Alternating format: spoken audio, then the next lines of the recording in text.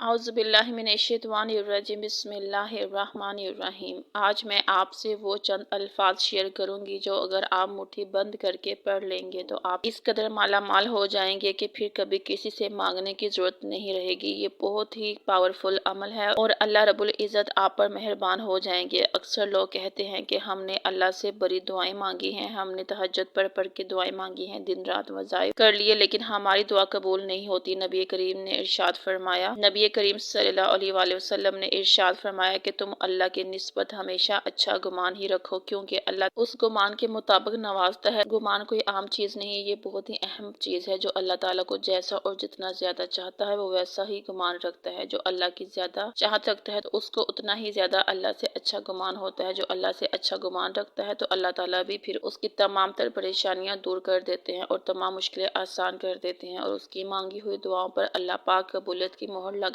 دیتے ہیں۔ دنیا کی ہر وہ واحد پاور جو انسان کو تقدیر بدلنے کی صلاحیت دیتی ہے، وہ اس حدیث سے ثابت ہے کہ نبی کریم صلی اللہ علیہ وآلہ وسلم کا ارشاد مبارک ہے کہ تقدیر کو دعا ہی ڈال سکتی ہے۔ اگر کوئی چیز آپ کی تقدیر بدل سکتی ہے تو وہ صرف اور صرف آپ کی دعا ہے۔ اللہ تعالیٰ نے دعا میں اتنی طاقت رکھی ہے کہ آپ کی قسمت کا قلم اگر آپ کے ہاتھ میں تھما دیا جائے اور آپ اس سے اپنی مرضی سے قسمت میں خوشیاں لکھنا چاہیں تو یہ بس دعا سے ہی پاسبل ہے۔ آپ اپنے رب کی بارگاہ میں جتنی بار ہاتھ بلند کرتے ہیں دعا کے لیے تو اللہ تعالیٰ بھی اتنی بار آپ کو جواب دیتے ہیں۔ اللہ فرماتے ہیں، لبیک یا عبادی۔ یہ ایک بہت بڑا راز ہے اور عطا کی تدبیریں بھی اللہ تعالیٰ خود فرمانے لگتے ہیں۔ مولانا رومی فرماتے ہیں، جو چیز تمہیں چاہیے ہوتی ہے وہ تمہیں خود ڈھونڈ رہی ہوتی ہے، وہ تمہیں اپنی طرف متوجہ کر رہی ہوتی ہے، اور یہ ایک بہت بڑا راز ہے۔ اس کو ہر انسان کے لیے سمجھنا آسان نہیں اور نہ ہی کوئی سمجھ سکتا ہے۔ اللہ تعالیٰ فرماتے ہیں، زمین و آسمان کی پیدائش میں رات اور دن کے باری باری آنے عقل والوں کے لیے نشانی ہیں، جو اٹھتے بیٹھتے اپنے رب کو یاد کرتے ہیں۔ اگر تم یہ سوچ رہے ہو کہ اللہ تعالیٰ سے اتنی دعائیں کرنے کے بعد، اتنے التجائیں کرنے کے بعد بھی اللہ دعا قبول نہیں فرما رہے تو سن لیجئے، اللہ تعالیٰ کن تب فرماتے ہیں جب تم حق اور سچ کے ساتھ عاجزی اختیار کرنے لگ جاتے ہو اور اندھیر زندگی میں امید کے اجالے کو روشن کرنے لگتے ہو اور اپنی مرضی کی راہ اختیار رکھنے کی بجائے اللہ سے بہترین فیصلے کی امید رکھنے لگ جاتے ہو، اور یہ بہت بڑی نشانی ہے۔ اللہ عنقریب تمہیں بہت بڑی بلندی عطا کرنے والا ہوتا ہے، جس کو اللہ پاک خود قرآن مجید میں ارشاد فرماتے ہیں، جو سچائی لے کر آیا تو وہ اپنے رب کے پاس وہ سب کچھ پا لے گا، اس کو اپنے رب کے ہاں وہ سب کچھ ملے گا جس کی وہ خواہش کرے گا۔ بے شک جو اللہ کے پاس ہے وہ بہتر اور پائیدار ہے، اور ان لوگوں کے لیے ہے جو ایمان لائے اور اپنے رب پر بھروسہ کرتے ہیں۔ جانتے رہیے، اسباب سے بھی زیادہ اپنے رب کی عطا اور قدرت پر یقین رکھیں گے تو جلد اللہ تعالیٰ آپ کو عطا فرمائیں گے۔ اپنا تمام تر گمان اللہ کی ذات سے رکھنا ہے کہ وہ رحیم و کریم ہے، قادر مطلق ہے۔ جب آپ کے دل میں کوئی بے چینی ہو، اضطراب ہو، ڈپریشن میں چلے جائیں تو قرآن مجید کھول کر دیکھیں، اللہ تعالیٰ آپ کو الفاظ میں تسلی دیتے ہیں اور پھر آپ کو اپنے فیصلے کا حل مل جائے گا اور سکون نصیب ہوگا۔ آپ کو قرآن پاک سے ضرور تسلی بخش جواب ملے گا۔ اللہ تعالیٰ کا فرمان ہے، اور جو لوگ اللہ تعالیٰ پر یقین رکھتے ہیں، اللہ کو مانتے ہیں تو اللہ تعالیٰ ان کے لیے کافی ہو جاتا ہے۔ حسبنا اللہ و نعم الوکیل۔ پھر اللہ پاک اپنے بندے کی مدد خود فرماتے ہیں، اپنے بندے کی مدد ضرور فرماتے ہیں، کیونکہ اس کے بندے کو صرف اسی سے مدد کا یقین ہوتا ہے۔ اللہ تعالیٰ فرماتے ہیں، میں نے ہر چیز کا ایک اندازہ مقرر کر رکھا ہے۔ یاد رکھیے، اس کائنات میں سب سے بڑا سچ یہ ہے کہ انسان جو کوئی بھی ہو، جو کچھ کرنے کا ارادہ کرتا ہے وہ کسی بھی قسم کا خوف نہ کھائے سوائے اللہ کے، کیونکہ اللہ تعالیٰ جو چاہتا ہے وہ کرتا ہے۔ پھر دعا کے لیے صرف اللہ سے رجوع کرنا اور اللہ سے اچھا گمان رکھنا کہ میری یہ دعائیں اللہ تعالیٰ قبول فرما کر میری تقدیر کو بدلیں گے۔ میں جو بھی عمل کر رہا ہوں، جو وظیفہ کر رہا ہوں، یہ مجھے اللہ تک ضرور پہنچائے گا۔ آپ کا سفر جتنا بھی مشکل ہو، آپ بس اللہ کی رسی کو مضبوطی سے تھامے رکھیں اور اس عمل کو انجام دیں تو انشاءاللہ تعالیٰ معجزے آپ کا مقدر بن جائیں گے۔ اللہ آپ پر مہربان ہو جائیں گے۔ اس عمل کو غور سے سمجھیے گا۔ اکثر لوگ سوچتے ہیں اور سوال بھی کرتے ہیں کہ نصیبوں کا بدل جانا، تقدیروں کا پلٹ جانا کیا ممکن ہے؟ کیا اللہ ایسے کوئی اشارے ظاہر کرتا ہے جس سے معلوم ہو سکے کہ اللہ ہماری قسمت بدلنے والا ہے؟ کیا ہماری قسمت واقعی بدل جائے گی یا ساری زندگی ہمیں انتظار ہی کرنا پڑے گا ہم جس جگہ پر کھڑے ہیں کیا ہم وہی کھڑے رہیں گے؟ یاد رکھیے کہ جب اللہ تعالیٰ کسی کی قسمت بدلنا چاہتا ہے تو اللہ تعالیٰ اس کو کچھ اشارے ظاہر کرتا ہے۔ بے شک اللہ پاک فرماتا ہے دعا تقدیر کو بدل دیتی ہے۔ زندگی میں ہر لمحہ بدلاؤ آتا ہی رہتا ہے، حالات بدلتے رہتے ہیں، چیزیں بدلتی رہتی ہیں، یہاں تک کہ تقدیریں بھی بدلتی رہتی ہیں، لیکن ہم سمجھ نہیں پاتے۔ اللہ پاک قرآن پاک میں فرماتے ہیں سورہ الانعام میں، اے انسان جو خیالات تیرے دل میں گزرتے ہیں ہم انہیں بھی خوب جانتے ہیں، اور جان رکھیے زمین و آسمان میں کائنات میں جو کچھ ہو رہا ہے وہ تنہا خدا کے حکم سے ہو رہا ہے، اور کسی بھی معاملے میں کسی کا کوئی عمل دخل نہیں ہے کہ وہ کسی کی قسمت پر اثر انداز ہو سکے، ایسا کوئی نہیں۔ کیا تم خیال کرتے ہو کہ تمہیں بے مقصد پیدا کیا گیا؟ کیا تمہیں تمہارے حالوں پر چھوڑ دیا گیا ہے؟ سن رکھو وہ اللہ ہی ہے جو دانوں اور گٹھلی کو پھاڑ کر اس سے درخت اگاتا ہے، اور وہی جاندار کو بے جان سے نکالتا ہے۔ اور جانتے ہو اللہ کے نبی حضرت محمد صلی اللہ علیہ وآلہ وسلم کو یہ خوشخبری سنائی گئی تھی کہ ہر آنے والا لمحہ گزرے ہوئے لمحوں پر بہتر ہوگا، اور اللہ نے آخرت کے لیے نہیں سنائی تھی بلکہ دنیا کی کامیابی کے لیے سنائی تھی۔ یاد رکھیے اللہ تعالیٰ کاتب تقدیر ہے، وہ تقدیر پر پھر سے لکھ دینے پر قادر ہے، تو اللہ تعالیٰ جہاں بھی چاہے کسی بھی رخ کو بدل سکتے ہیں، جیسے چاہے انجام بدل سکتے ہیں۔ اللہ تعالیٰ فرماتے ہیں وہی خدا ہے جو تمہاری قسمتیں بناتا اور بگاڑتا ہے، وہ سب کچھ سننے والا ہے، جاننے والا ہے۔ اپنے بندے کی اس دعا کو جو اللہ پر پورے توکل کے ساتھ مانگی جائے وہ تقدیر کو بدل دیتی ہے۔ ایسی حاجت جو تقدیر میں اکثر نہیں لکھی ہوتی، پھر بھی جب بندہ اللہ سے توکل کے ساتھ گر گرا کر مانگتا ہے تو اس کا توکل اس چیز پر اس حاجت کو لکھوا دیتا ہے۔ ہر انسان کے لیے مختلف راستے ہیں، اب اس کے اوپر اس کو اختیار دیا گیا ہے کہ وہ جس راستے کو چننا چاہے چن لے، اس کے مطابق اس کی منزل اچھی یا بری ہو جاتی ہے۔ آپ جو درد محسوس کرتے ہیں وہ میسیجز جو اللہ کی طرف سے آتے ہیں ان پر غور نہیں کرتے۔ آپ نے سنا ہوگا کہ کوئی بھی خزانہ کہیں دفن ہو تو اس کے اوپر سانپ بیٹھا ہوتا ہے، اور اسی طرح کوئی بھی پھول ہو تو اس کے ارد گرد کانٹے لگے ہوئے ہوتے ہیں۔ اسی طرح سے کوئی خوشی غم کے بغیر نہیں، اور کوئی بلندی پر جانا چاہے تو اس کے لیے ہمیشہ مشکلات کا آپ کو سامنا کرنا پڑے گا۔ آپ کو ایسے راستوں سے گزرنا پڑے گا جہاں مشکلات ہوں گی، آپ کو اللہ کے حکم سے منزل بھی ملے گی۔ زندگی گر کر اٹھنے کا نام ہی تو ہے۔ قسمت تب ہی بدلتی ہے جب انسان گر کر کھڑا ہوتا ہے، مشکلات سے گزرتا ہے، پھر آپ خود کو مضبوط کر کے محنت کے ساتھ آگے بڑھتے ہوئے اپنے معاملات اللہ پر چھوڑتے ہیں جو بہترین منصوبہ ساز اور کاتب تقدیر ہے۔ نبی کریم صلی اللہ علیہ وآلہ وسلم نے فرمایا ہے کہ تم میں سے کوئی مومن نہیں ہو سکتا جب تک کہ وہ تقدیر پر ایمان نہ لے آئے، اس کی اچھائی پر بھی اور اس کی برائی پر بھی، یعنی اچھی اور بری تقدیر دونوں پر، یہاں تک کہ یہ یقین کر لے کہ جو بات واقعی ہونے والی تھی وہ اس سے ہٹنے والی نہ تھی، اور جو بات اس سے ہٹنے والی تھی وہ واقعی ہونے والی نہ تھی۔ اور یہ یقین ہمارے دلوں میں آنا ضروری ہے۔ جب ہمارے دلوں میں یہ یقین آئے تو سب کی نظروں سے دور آسمانوں میں جو ہوتا ہے، یاد رکھیے اگر آپ حق پر قائم ہوں گے تو آپ کی تقدیر بدلنے والی ہے۔ اللہ تعالیٰ چاہتے ہیں کہ آپ کسی بھی حالات میں ہوں لیکن حق پر قائم رہیں۔ اپنی طرف سے یہ کوشش جاری رکھیں کہ اللہ تعالیٰ جب کسی کی قسمت بدلنے کا ارادہ کرتے ہیں تو اللہ تعالیٰ اس کی سوچ، اس کی ترجیحات، اس کے نظریات میں بہتری لانا شروع کر دیتے ہیں۔ وہ شخص قرآن مجید کو کھول کر اس سے پریشانیوں کا حل ڈھونڈنے لگتا ہے تو اللہ تعالیٰ ایسے اس بندے کے دل کو اپنے نور سے بھر دیتے ہیں، اس کی پریشانیوں کو اللہ ختم فرما دیتے ہیں، اور اس کی سراؤنڈنگ میں پھیلی تمام تاریکی کو اللہ نور میں بدل دیتے ہیں۔ پھر اللہ تعالیٰ اپنی ہدایت سے اس کی زندگی کو روشن کرنا شروع کر دیتے ہیں۔ پھر عرش والا آپ کے دل میں اور آپ کے توکل کو دیکھتے ہوئے آپ کی تقدیر میں سب کچھ لکھ دیتا ہے جو آپ اللہ سے مانگتے ہیں۔ آپ کی پریشانیاں ختم ہونا شروع ہو جاتی ہیں، مشکلیں حل ہونا شروع ہو جاتی ہیں، اللہ کریم آپ کی طرف متوجہ ہو جاتے ہیں، آپ پر پھر اللہ خاص نظر کرم فرماتے ہیں، دعا کے لیے اٹھے ہاتھوں کی لاج رکھ لی جاتی ہے۔ تمام آج کا عمل یہ ہے کہ آپ اپنے ہاتھ کی انگلیوں کے ہر